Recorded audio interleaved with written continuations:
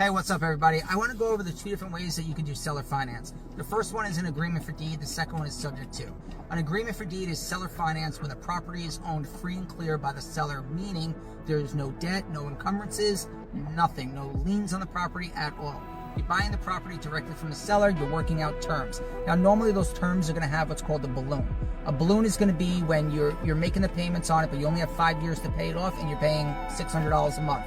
But realistically, to pay it off, you'd have to be paying $1,700 a month.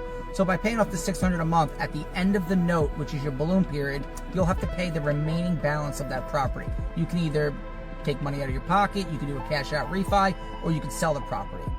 Normally, you'll have to put a down payment on a deal like that. Then there's subject to. Subject to can work in a few different ways. So buying a property subject to is buying it subject to the debt, meaning there is a mortgage left on that property. Money is owed on that property. There's a lien on that property. You can still close on this or not close on this, just like an agreement for deed.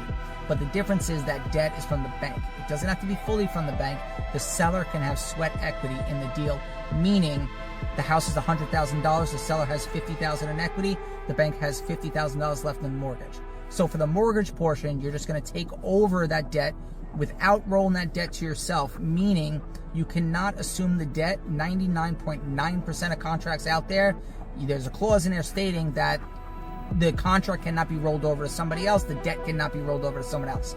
So by transferring that property over to yourself, you do run the risk of a due on sale clause, which is the bank finds out the property was transferred over with there still being debt. That happens about 1 or 2% of the times. It's rare, but it does happen, so I will let you know about it. So back to the scenario. $100,000 property, $50,000 seller finance in equity, $50,000 on the mortgage. You start taking over the mortgage payments and pay that. Then you have the seller's portion. The seller might want 10% down on their portion. That's $5,000 down. Now you have $45,000 left to pay. The seller's going to give you 5 years, 10 years, 15, 20, 25, whatever they give you.